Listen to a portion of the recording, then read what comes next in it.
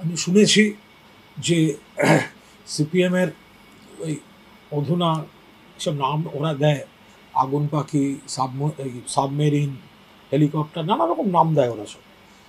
তো সেখানে আমাকে বলা হয়েছে।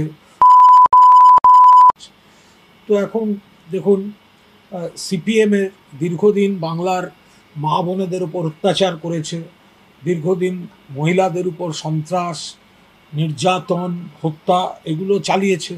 এখনও দেখুন তারা কিন্তু আমার বাবা মা টেনে তারা অপমান করছেন। রাজনীতিতে রাজনীতি থাকবে, বিরোধিতা হবে, সমালোচনা হবে, কিন্তু আমাকে বলা হয়েছে, কে বলছেন, বলছেন সিপিএমের এখনকার এক কেউ। তো এবার সেও বয়সে আমার থেকে অনেক ছোট।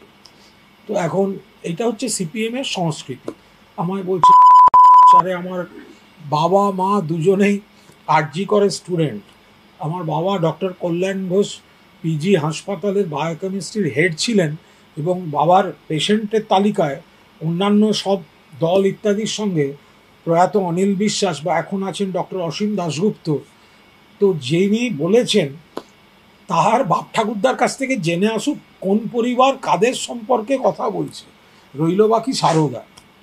কোথাও 1 ইঞ্চি প্রমাণিত হয়নি কুণাল ঘোষ কোনো জায়গায় কোনো দুর্নীতি করেছে। বিতর্ক আছে, চক্রান্ত আছে, কোথাও প্রমাণিত হয়নি। আর সিপিএমের গণশক্তি এই সারদা সহ সবকটা চিটফান্ড থেকে কোটি টাকা বিজ্ঞাপন নিয়েছে, সেটা একটু গণশক্তিকে প্রকাশ করে দিতে বলুন না, যে কোটি টাকা কোন চিটফান্ড থেকে নিয়েছে।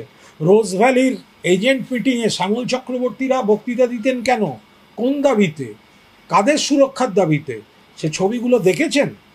ফলে দেখুন, আমি রাজনীতিতে আক্রমণ করি। সিপিএম যখন রাজনীতির উত্তর দিতে পারছে না, সিপিএম জমানার গণহত্যা, গণধর্ষণ, নারী নির্যাতন এগুলো মনে করিয়ে দিলে ওরা আমাকে সহ্য করতে পারছে না।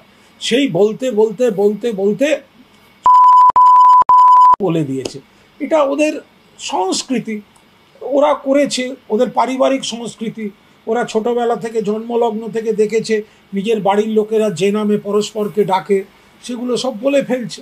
ফলে এ বিষয়ে এটা আশা করি সিপিএমের যারা একটু সিনিয়র নেতা আছেন, আমি কুণাল ঘোষ 9-এর দশক থেকে প্রতিষ্ঠা এবং পরিচিতির সঙ্গে সাংবাদিকতা করছি।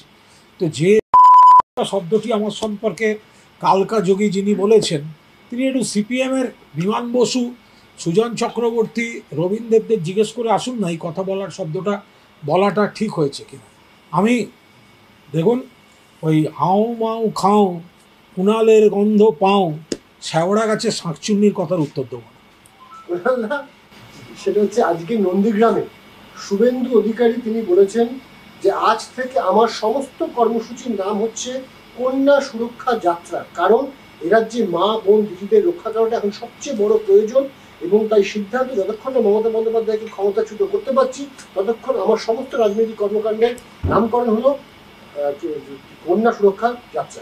শুভেন্দু অধিকারী যদি কন্যা সুরক্ষা যাত্রা কর্মসূচি শুরু করেন, তাহলে সেটা কিন্তু খুব একটা উদযাপন করে শুরু করা উচিত। একটা সুরক্ষা যাত্রা করবেন, বিরোধী দলনেতা করবেন, কন্যা সুরক্ষা যাত্রা করবেন। আমার মনে হয় শুভেন্দু অধিকারী যখন এটা আনুষ্ঠানিকভাবে শুরু করবেন, তখন ওই কার্তিক মহারাজ আশ্রমের ঘরে কাকে কি করেছেন, একদম তার পাশে দাঁড়িয়ে তার পাশে থাকবো এই অঙ্গীকার দিয়ে শুভেন্দু অধিকারীর এই কন্যা সুরক্ষা যাত্রা শুরু করা উচিত।